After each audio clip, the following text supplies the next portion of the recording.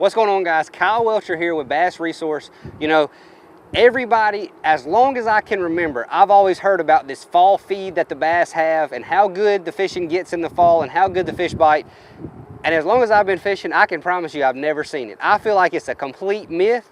So my approach to fishing in the fall is always, I pick up my confidence baits, I try to cover as much water as possible, and it seems like for me, time and time again, one of my best confidence baits and best producers year round is this missile-based D-bomb right here, and I throw it in the fall a ton still.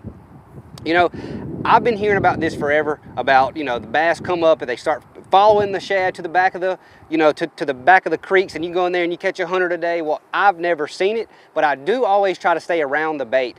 And usually whenever I'm going to be flipping this D-bomb around, it's usually in the fall. We got really clear water. I'm almost always going to be flipping a green pumpkin color, and I'm almost always going to try to be as close as I can to bluegill beds or bluegill that are still, you know, hanging around docks or stuff like that. So I know a lot of areas of the country in the fall the bluegill don't spawn. Where I'm at, we have bluegill beds until late to mid-October, so I do try to get around that, or at least around a lot of bluegill that I can see lingering around docks, or I just want to be as close to the bait as possible. Because this time of year, the bass have seen everything. People start fishing in March and they start pounding them. It don't matter if it's, you know, September, October, November, they've seen it all. So it's really important, you know, to stay around the bait, stay around the fish that are actively feeding, not trying to trick a bass that's already been caught 2 or 3 times.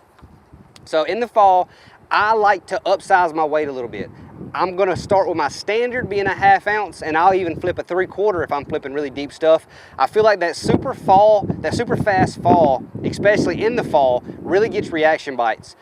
From my personal experience, fish seem to really suspend in the fall. And if I want to flip something around that falls a little bit slower, I can usually get them to follow it, but I can't get them to commit to it. So I'm going to actually upsize my weight a little bit and try to get a reaction bite out of those fish that are suspended in the tips of trees or under the tips of docks or wherever it may be.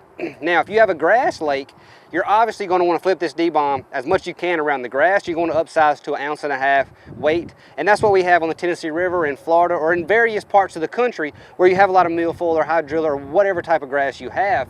That's going to be a really good option in the fall because those fish really like to use that grass, especially whenever it starts to die. There's going to be like big holes underneath the mats in the grass, and those are the places where you really want to slow down and flip that 1.5 ounce weight and a D-bomb in there, and you know, you can really find schools of fish in really small parts of grass. But where I'm usually fishing, it's mostly wood, it's mostly docks. So I'm going to upsize, I'm going to try to get a little bit more bites with that little faster fall, and I'm going to do everything I possibly can to stay in the current. But this is one of my confidence baits. I fish with it all year round, and that's the way that, you know, I use the fall and the way the fish are acting to help me get a few more bites on a D-bomb.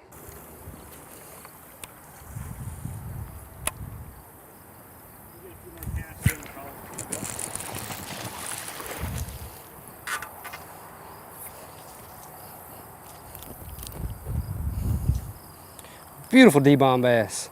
That's what it's all about right there.